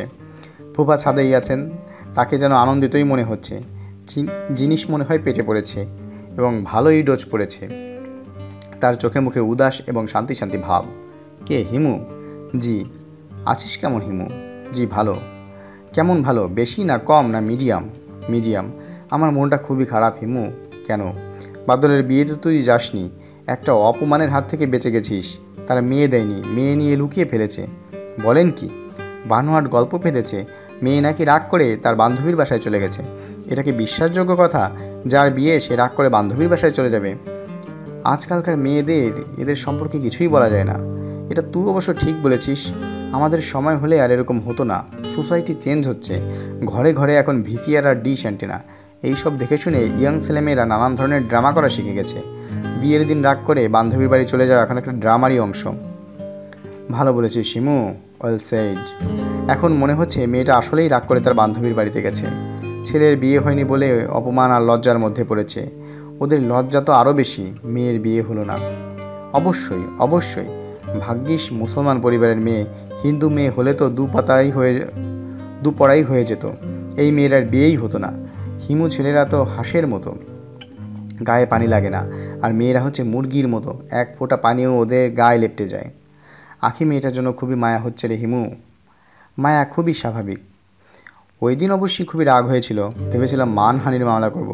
আপনার মতো মানুষ মানহানির মামলা কিভাবে করে? আপনি তো গ্রামের মামলাবাজ মোড়ল না, আপনি হচ্ছেন হৃদয়বান একজন মানুষ।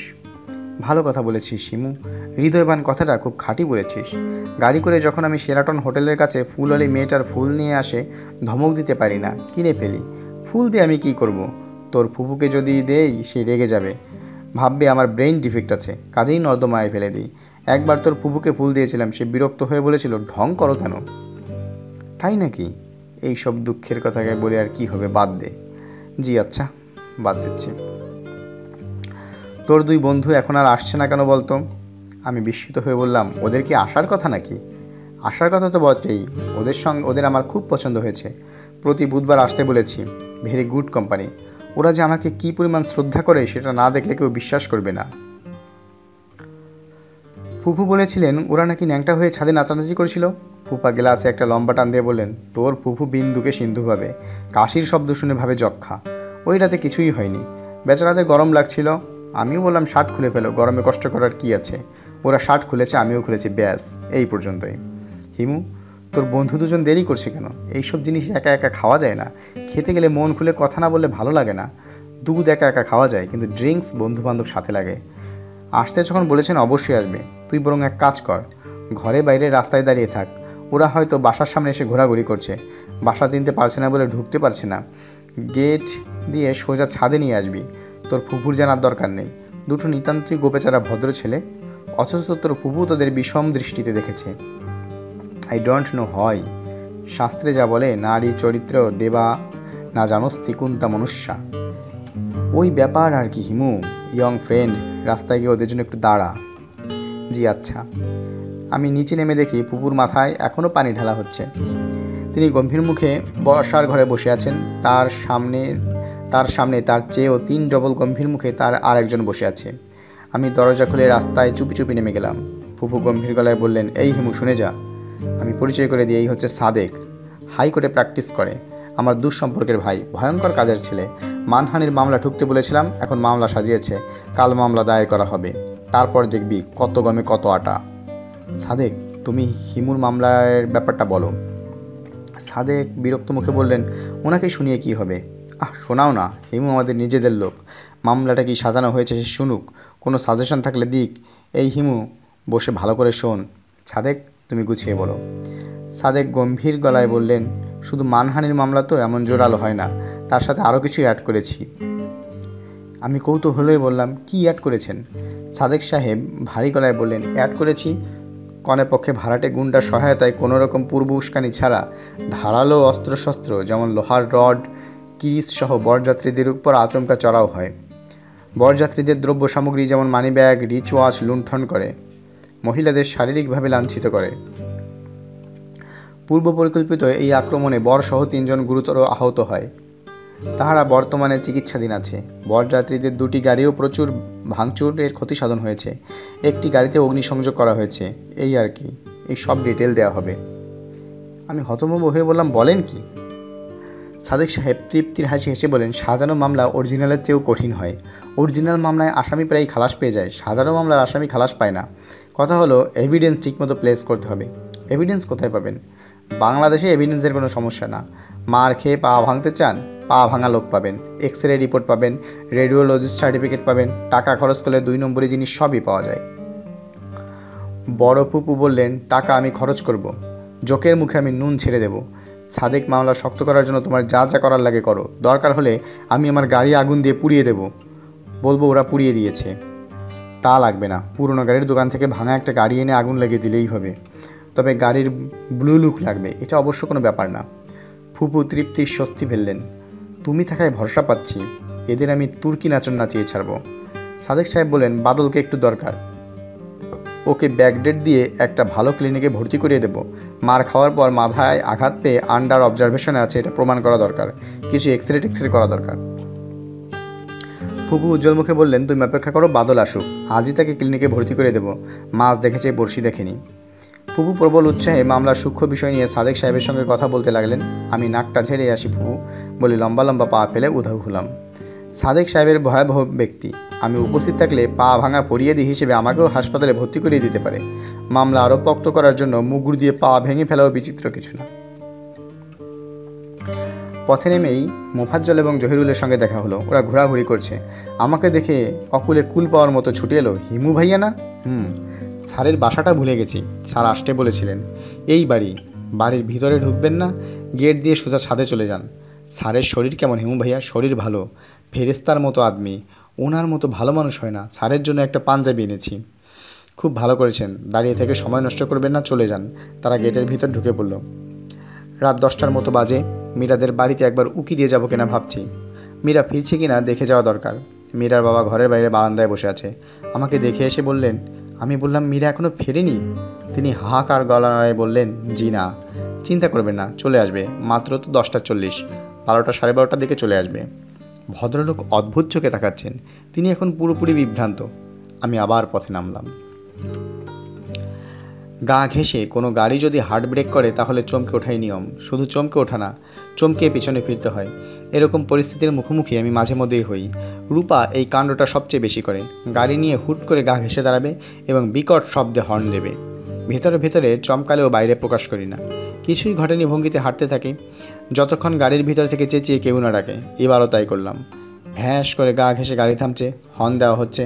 আমি নির্বিকার ভঙ্গিতে সামনে এগোচ্ছি। হিমু সাহেব, এই হিমু সাহেব। আমি তাকালাম। স্টিয়ারিং হুইল ধরে অপরিচিত একটি মেয়ে বসে আছে। মেয়েটার মাথায় ইরানি মেয়েদের মতো রঙিন ঝলমলে স্কার্ফ। মেয়েটাকে দেখাচ্ছে ইরানিদের মতো। আমাকে চিনতে পারছেন না? জি না। সে কি, ভালো করে দেখুন তো। আমি ভালো করে দেখেও চিনতে পারলাম না। বাংলায় কথা বলে কোনো ইরানি তরুণীর সঙ্গে আমার পরিচয় নেই। আমি ফারজানা।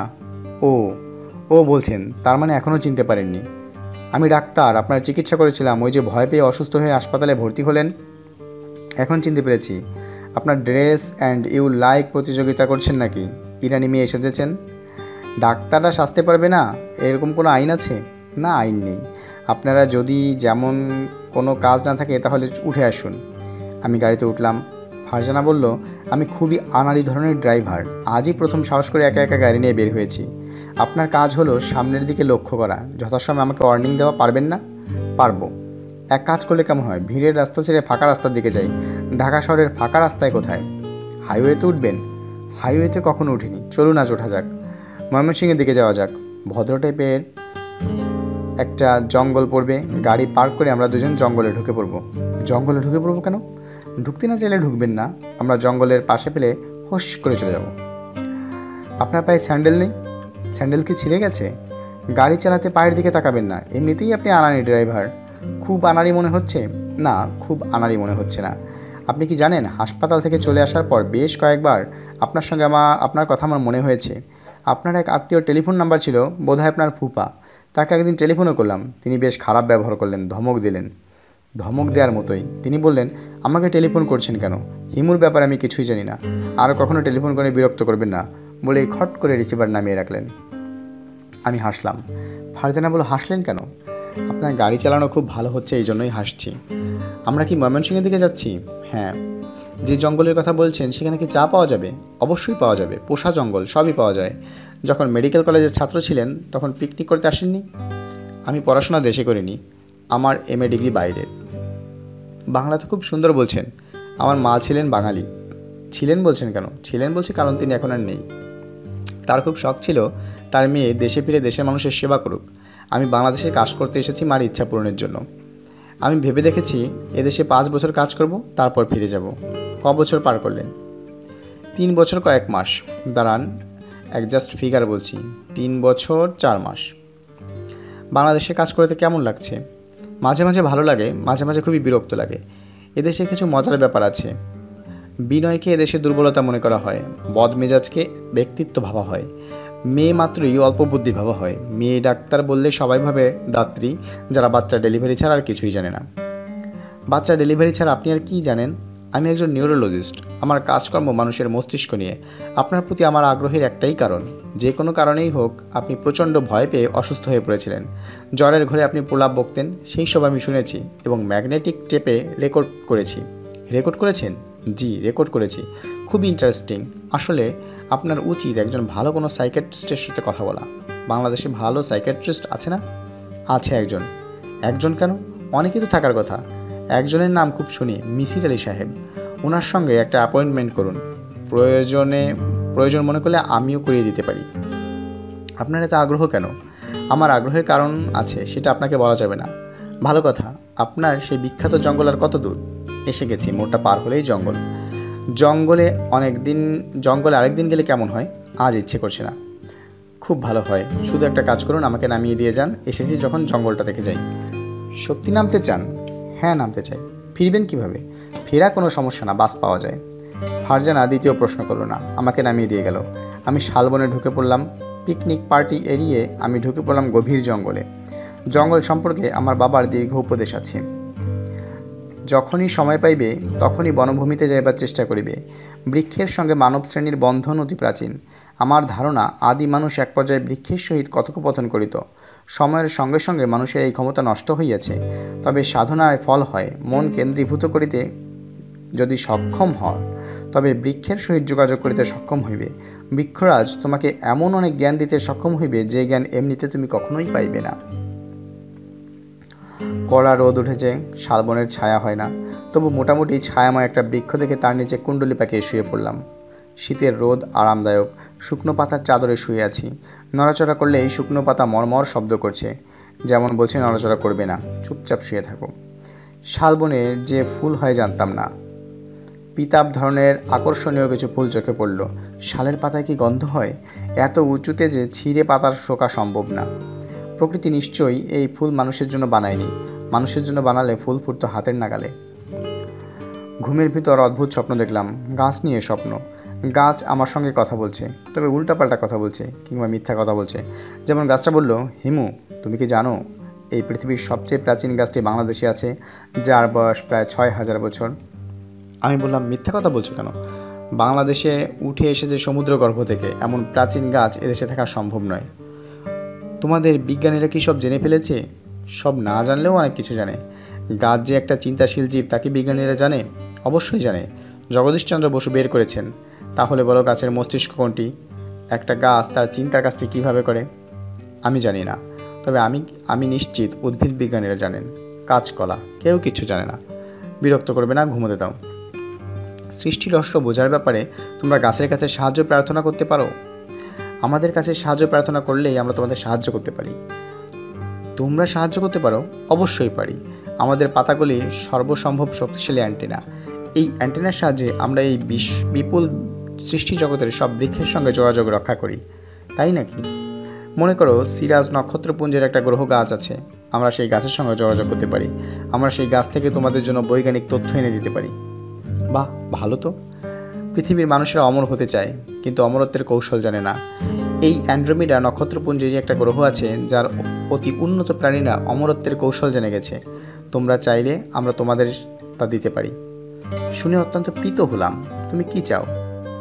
না, আমি চাই না। আমি যথাসময়ে মরে যেতে চাই এবং হাজার হাজার বছর বেঁচে থেকে কি হবে? তুমি চাইলে আমি তোমাকে বলতে পারি। না, আমি চাচ্ছি না। স্বপ্নের প্রাপ্ত কোনো ঔষধের আমার প্রয়োজন নেই। তুমি যথেষ্ট বিরক্ত করেছো, এখন বিদায় হও। ভালো কথা, তোমার নাম কি? আমার নাম টর্মেনালিয়া বেরেরিকা। এমন অদ্ভুত নাম। এটা বৈজ্ঞানিক নাম। সহজ নাম হবে বহেরা। আমরা কিন্তু অদ্ভুত গাছ। শালবনের ফাঁকে গজাই এবং লম্বায় শাল গাছকেও ছাড়িয়ে যাই। আমাদের বাকলের রং কি বলো তো? বলতে পারলে না? আমাদের বাকলের রং নীল। আচ্ছা যাও, আর বিরক্ত করবে না, এখন ঘুমাও। আমার ঘুম ভাঙলো সন্ধ্যার আগে। জেগে দেখি সত্যি একটা বহেরা গাছের নিচেই শুয়ে আছি। গাছ ভর্তি ডিমের মতো ফুল। আমি খানিকটা ধাঁধায় পড়ে গেলাম। আমার পরিষ্কার মনে আছে আমি শুয়েছিলাম শাল গাছের নিচে। শালের ফুল দেখতে দেখতে ঘুমিয়ে পড়েছিলাম। ঢাকায় যেতে হবে পায়ে হেঁটে, সেটা খুব একটা খারাপ ব্যাপার না। শীতকালে হাঁটার আলাদা আনন্দ। তবে ঢাকায় কতক্ষণে পৌঁছবো কে জানে। মিসির আলি সাহেবের সঙ্গে আমার দেখা করা দরকার। দেখাটা আজ রাতেই করা যেতে পারে। এক কাপ চা খাওয়া দরকার। মনের ভিতর কি আমাকে চা খাওয়াবে? আমি গলা উঁচিয়ে বললাম, আমার চারিদিকে যেসব গাছ ভাইয়েরা আছেন তাদের বলছি, আমার খুব চায়ের তৃষ্ণা হচ্ছে।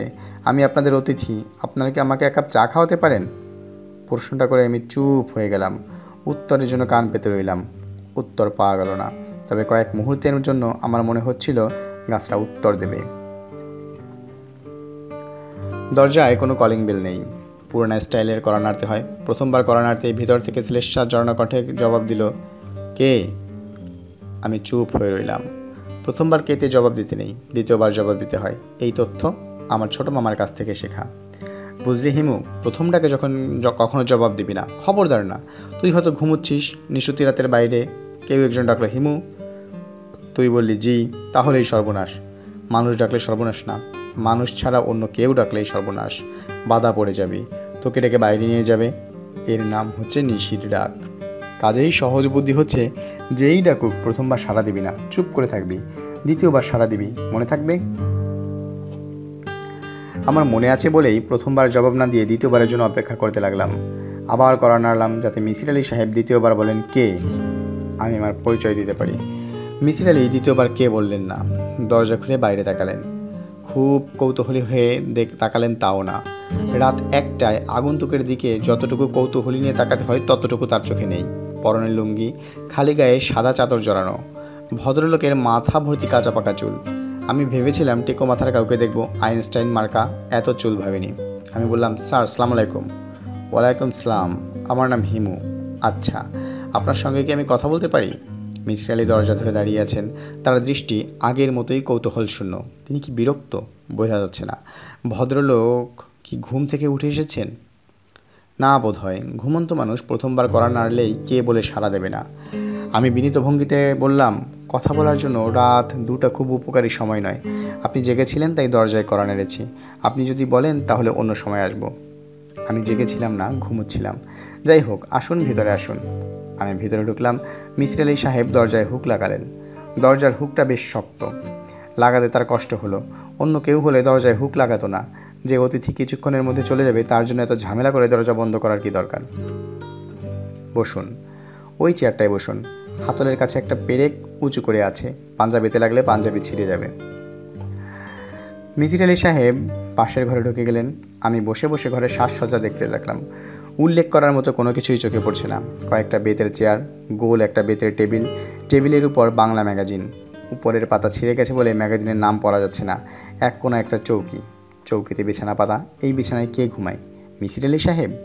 মনে হয় না। এই ঘরে আলো কম, বিছানায় শুয়ে বই পড়া যাবে না। মিসির আলি সাহেব নিশ্চয়ই বিছানায় শুয়ে বই পড়ার অভ্যাস।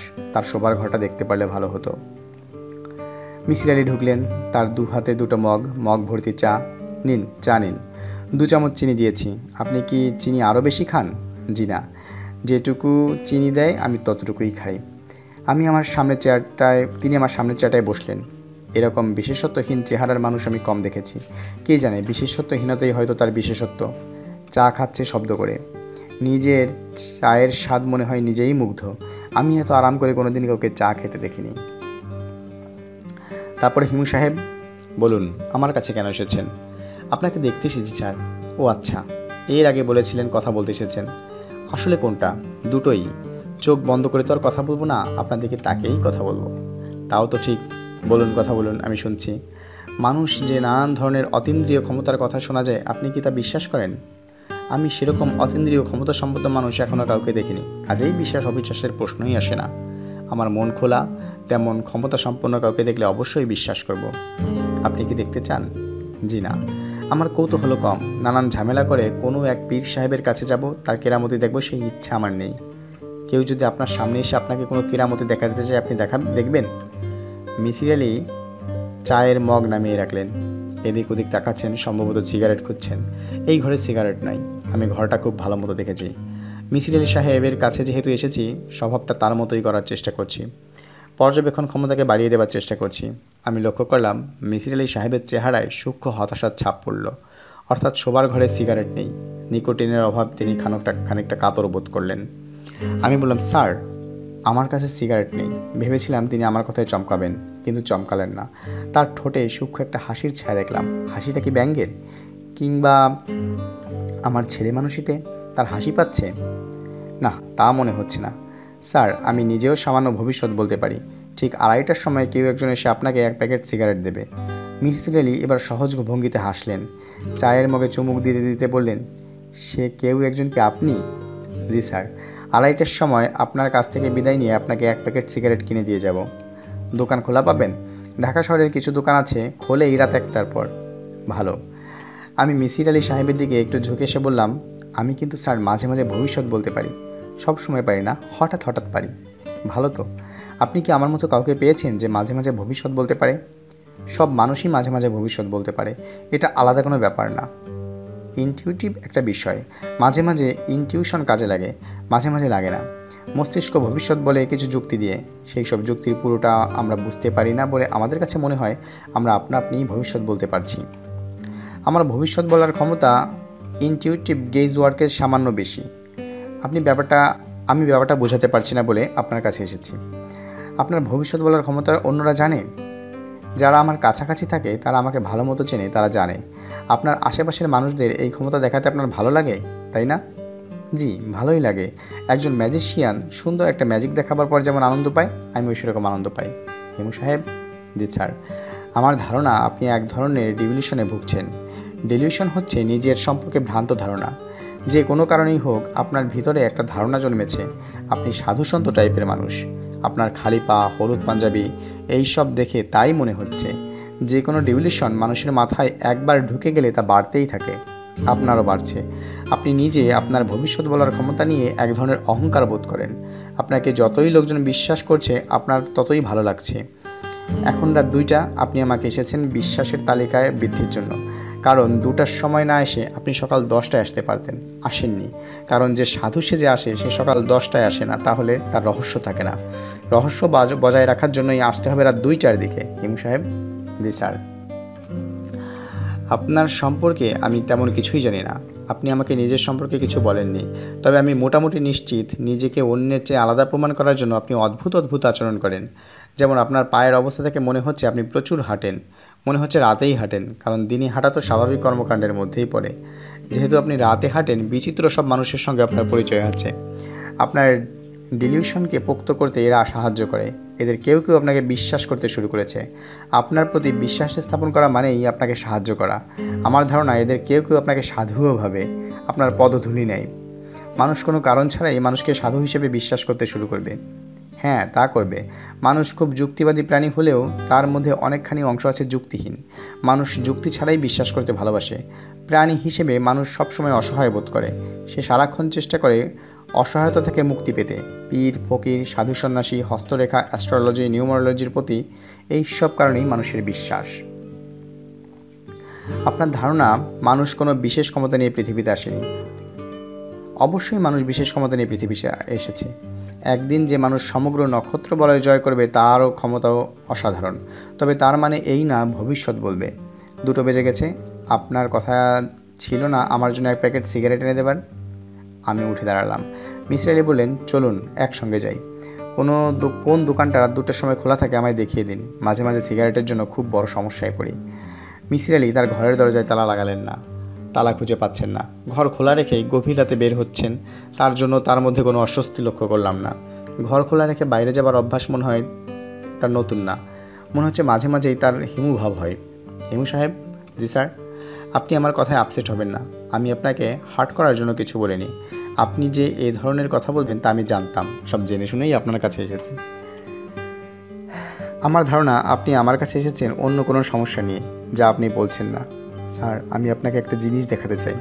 কী জিনিস? আমি কিছুদিন আগে প্রচণ্ড ভয় পেয়েছিলাম। যা দেখে ভয় পেয়েছিলাম সেই জিনিসটা আপনাকে দেখাতে চাই। কেন? আপনি চান না যে আমি ভয় পাই? তা না, তবে আমার কাছে শুনে আপনি ব্যাপারটা সম্পর্কে ধারণা করতে পারবেন না। তবু শুনি। আমি ভয় পাবার গল্পটা প্রথম থেকে তাকে শেষ পর্যন্ত বললাম। মিসির আলি গল্পের মাঝখানে একবারও কিছু জানতে চাইলেন না। হ্যাঁ হুঁ পর্যন্ত বললেন না। সিগারেট কিনলাম। তিনি একটা সিগারেট ধরালেন। তারপর বললেন, আপনি একটা কাজ করুন, গল্পটা আবার বলুন। আবার বলবো? হ্যাঁ আবার। কেন? দ্বিতীয়বার শুনে দেখি কেমন লাগে। আমি আবার শুরু করলাম। মিসির আলি সিগারেট টানতে টানতে তার বাসার দিকে যাচ্ছে। আমি সঙ্গে সঙ্গে যাচ্ছি এবং গল্প বলছি। তিনি নিঃশব্দে শুনে যাচ্ছেন এবং আমি তার মুখে চাপা হাসিও লক্ষ্য করছি। হিমু সাহেব: জি স্যার। আপনার গল্পটা ইন্টারেস্টিং। আমি আপনার সঙ্গে এই বিষয় নিয়ে কথা বলবো। আপনি যদি চান যে জায়গাটায় আমি ভয় পেয়েছিলাম সেখানে আমি আপনাকে নিয়ে যেতে পারি। আমি চাচ্ছি না। আচ্ছা স্যার, তাহলে আমি যাই। আচ্ছা, আবার দেখা হবে। ভালো কথা। যে গলিতে আপনি ভয় পেয়েছিলেন আপাতত ওই গলিতে না ঢোকাই ভালো হবে। এই কথা কেন বলছেন? হঠাৎ ব্রেইনে চাপ সৃষ্টি না করাই ভালো।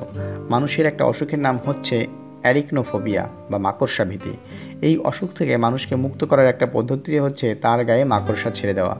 মাকড়সা তার গায়ে কিলবিল করে হাঁটবে এবং রোগী বুঝতে পারবে মাকড়সা একটি অতি নিরীহ প্রাণী, তাকে ভয় পাবার কিছুই নেই। এই চিকিৎসা পদ্ধতিতে মাঝে মাঝে রোগ ভালো হয়, তবে কিছু ক্ষেত্রে খুব খারাপ ফল হয়। রোগী তখন চারিদিকে মাকড়সা দেখতে পায়। আমি চাই না আপনার ক্ষেত্রে এমন কিছু ঘটুক। স্যার, যাই। আচ্ছা। আমি চলে আসছি। রাস্তার শেষ মাথায় গিয়ে ফিরলাম। মিসির আলি ঘরে ঢোকেননি। এখনও বাইরে দাঁড়িয়ে সিগারেট টানছেন। তাকিয়ে আছেন আকাশের দিকে। কি দেখছেন? তারা?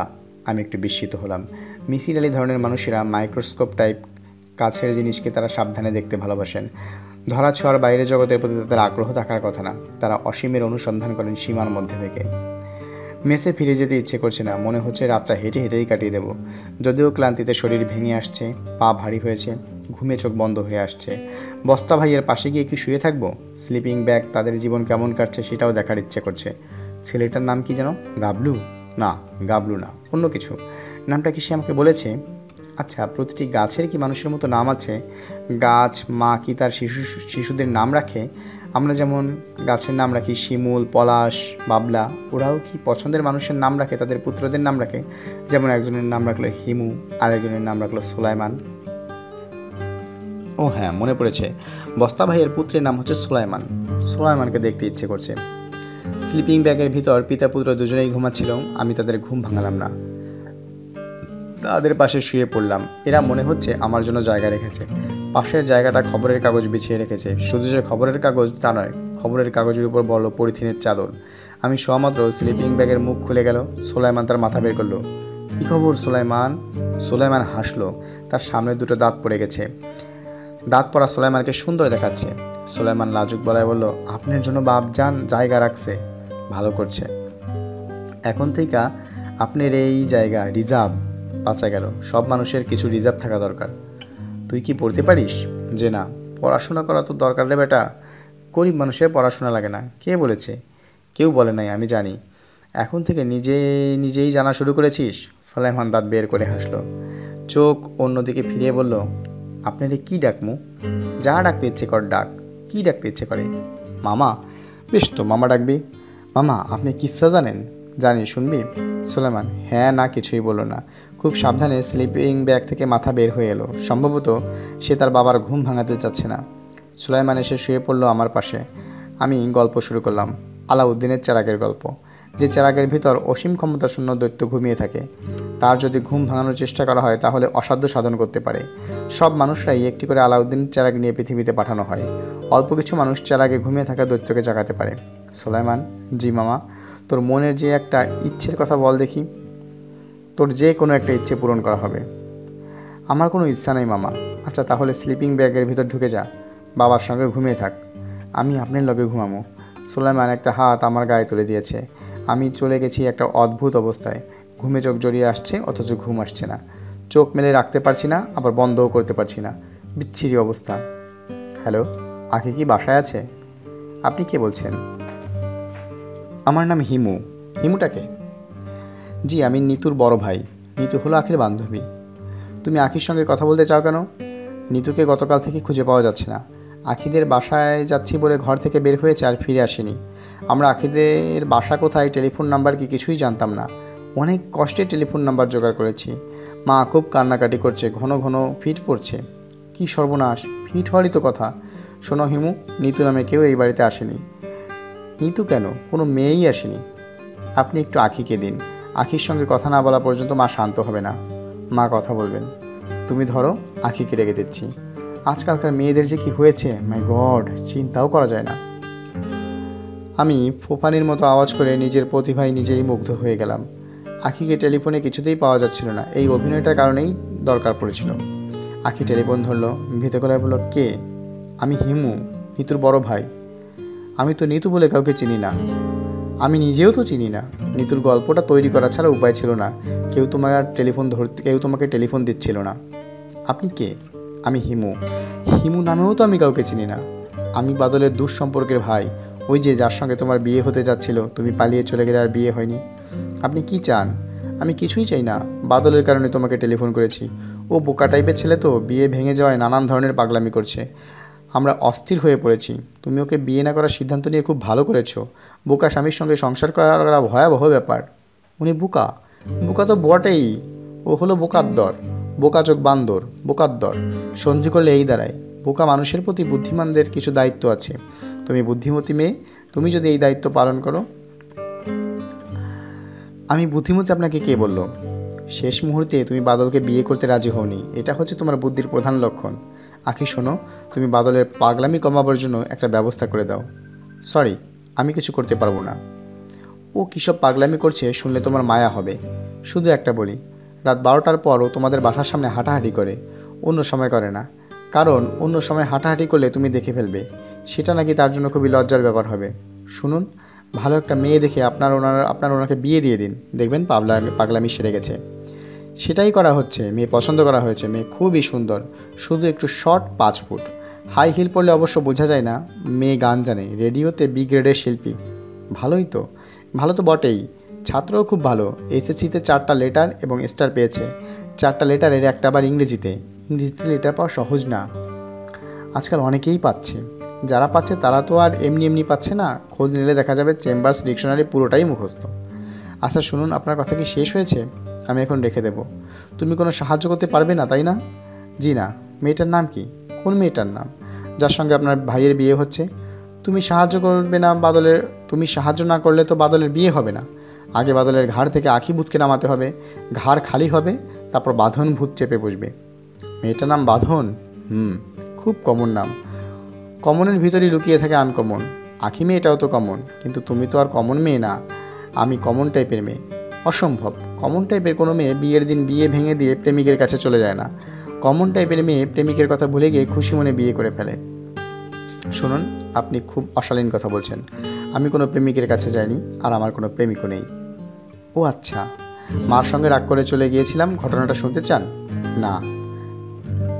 না বললেন? না বললে হবে না, আপনাকে শুনতেই হবে। আমাদের বাড়িতে খুবই অবস্থা খারাপ। কেউ কেউ আমার ইচ্ছায় কিছুই করে না, কখনোই করে না। মনে করুন ঈদের জন্য শাড়ি কেনা হবে, আমার একটা হলুদ শাড়ি পছন্দ, আমি সেটা কিনতে পারবো না। মা বলবে হলুদ শাড়িতে তোমাকে মানায় না। ছোটোবেলায় শখ ছিল নাচ শিখবো, আমাকে শিখতে দেওয়া হয়নি। নাচ শিখে কী হবে? আমার শখ ছিল সায়েন্স পড়বো, জোর করে আমাকে হিউম্যানিটিস গ্রুপে ভর্তি করে দেওয়া হলো। ধরুন আমার যদি কোনো টেলিফোন আসে, আমাকে সে টেলিফোন ধরতে দেওয়া হবে না। দফায় দফায় নানান প্রশ্নের ভিতরে দিয়ে যেতে হবে। কে টেলিফোন করলো? বান্ধবী। বান্ধবীর বাসা কোথায়? বাবা কী করেন? ধরুন আমি কোনো বান্ধবীর সঙ্গে কথা বলছি, হুট করে একসময় মা বলবে, দেখি তোর বান্ধবীর সাথে একটু কথা বলি। আমার গায়ে হলুদের দিন কি হলো শুনুন। আমি মাছ খেতে পারি না, গন্ধ লাগে, মাছের গন্ধে আমার বমি এসে যায়। না, তারপরও খেতে হবে। গায়ে হলুদের মাছ না খেলে অমঙ্গল হয়। মাছ খেলাম, তারপর বমি করে ঘর ভাসিয়ে দিলাম। তখন খুব রাগ উঠে গেল, আমি রিক্সা নিয়ে পালিয়ে গেলাম বান্ধবীর বাড়িতে। এই হচ্ছে ঘটনা। তোমার তাহলে কোনো প্রেমিক নেই? অপরিচিত কোনো ছেলের সঙ্গে আমার কথা বলার কোনো সুযোগই নেই, আর আমার প্রেমিক থাকবে কোত্থেকে? অথচ দেখুন আমার সব বান্ধবী প্রেম বিশারদ। প্রেমিকের সঙ্গে সিনেমা দেখছে, রেস্টুরেন্টে খেতে গেছে, জয়দেবপুরের শালবনে হেঁটেছে। আমার এক বান্ধবী, নাম হলো শম্পা, সে রেজিস্ট্রি করে বিয়েও করে ফেলেছে। দেখুন না কীরকম রোমান্টিক। আমার জীবনের একমাত্র স্বপ্ন কী ছিল জানেন? একটা ছেলের সঙ্গে প্রেম হবে, তারপর গোপনে তাকে বিয়ে করব। সেটা তো এখন আর করতে পারবো না। তবে তোমার বাবা মা খুব কষ্ট পাবেন। আমি চাই তারা কষ্ট পাক। তাহলে একটা কাজ করলে কেমন হয়? তুমি বাদলকেই কোর্টে গিয়ে বিয়ে করে ফেলো, কেউ কিছু জানবে না। তোমার বাবা মা প্রচণ্ড রাগ করবে। তারপর যখন জানবে তুমি তাদের পছন্দের পাত্রকে বিয়ে করেছো, তখন রাগে পানি হয়ে যাবে। আইডিয়াটা তোমার কাছে কেমন লাগছে? আখি চুপ করে রইল। আখি পরিকল্পনা ধুম করে করে নেয়নি। আমি গম্ভীর মুখে বললাম, তোমার যা করতে হবে তা হচ্ছে বাবা মাকে কঠিন একটা চিঠি লেখা। মা, আমি সারা জীবন তোমাদের কথা শুনেছি, আর না। এখন আমি আমার নিজের জীবন বেছে নিলাম, বিদায়। বিদায়টা লিখবে প্রথমের ইংরেজি ক্যাপিটাল লেটারে বি, বাংলায় দায়। বি দায়। আপনি আমাকে 3-4 বাচ্চার মতো ভাবছেন? ঠাট্টা করছি। তবে তোমাকে তো অবশ্যই করতে হবে, তা হচ্ছে বাসর করতে হবে অপরিচিত কোনো জায়গায়। কোথায় সেটা? আমার মেসেও হতে পারে। আমার অবস্থা অবশ্য খুবই দরিদ্র। যাক, এই সব ছেলে মানুষই আমার ভালো লাগছে না। তাহলে থাক। তাছাড়া আপনার ভাই বাদল, মিস্টার রেইন, ও কি রাজি হবে? আমার কাছে আইডিয়াটা খুব মজার লাগছে। তার কাছে কি লাগবে? ও এক বিরাট গাধা, তুমি যা বলবে ও তাতেই রাজি হবে।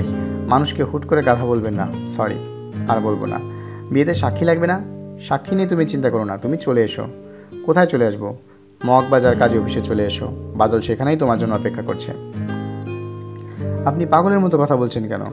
মিস্টার রেইন শুধু মগবাজার কাজী অফিসে বসে থাকবে কেন? বাদল সেখানে আছে, কারণ আমি তাকে সেখানে পাঠিয়ে তারপর তোমাকে টেলিফোন করেছি। আমি নিশ্চিত ছিলাম তোমার সঙ্গে কথা বলে তুমি আমার প্রস্তাবে রাজি হবে। হিমু সাহেব শুনুন, নিজের ওপর এত বিশ্বাস রাখবেন না। আমি আপনার প্রতিটি কথায় তাল মিলিয়ে গেছি, তার মানে এই না যে আপনি যত দূর যেতে বলবেন তত দূর যাব। তুমি তাহলে কাজী অফিসে আসছো না? অবশ্যই না। এবং আমি আপনার প্রতিটি কথাও ধরে ফেলেছি, কোনোটা মিথ্যা। এই যে আপনি বললেন মিস্টার রেইন মগবাজারে কাজী অফিসে বসে আছে, কিভাবে ধরলে? এখনও ধরিনি, ধরে ফেলবো। মগবাজারে কাজী অফিস আমাদের বাসা থেকে 2 মিনিটের পথ। আমি এক্ষুনি সেখানে যাচ্ছি, শুধু দেখার জন্য বাদল সেখানে আছে কিনা। হ্যাঁ। খট করে শব্দ হলো, আঁখি টেলিফোন রেখে দিল। আমি মনে মনে হাসলাম। বাদলকে আমি আসলেই কাজী অফিসে পাঠিয়ে দিয়েছি। সে একা না, সঙ্গে 2জন সাক্ষীই আছে, মুফাজ্জল এবং জহিরুল। ওদের জন্য সুন্দর একটা বাসর ঘরের ব্যবস্থা করা হয়। সবচেয়ে ভালো হতো রাতটা যদি তারা দুজনে গাছের নিচে কাটাতে পারত। সেটা সম্ভব না। গল্প উপন্যাসে গৃহবিতাড়িত তরুণ তরুণীদের গাছতলায় জীবন কাটানোর কথা পাওয়া যায়। বাস্তব তো আর উপন্যাসের মতো না।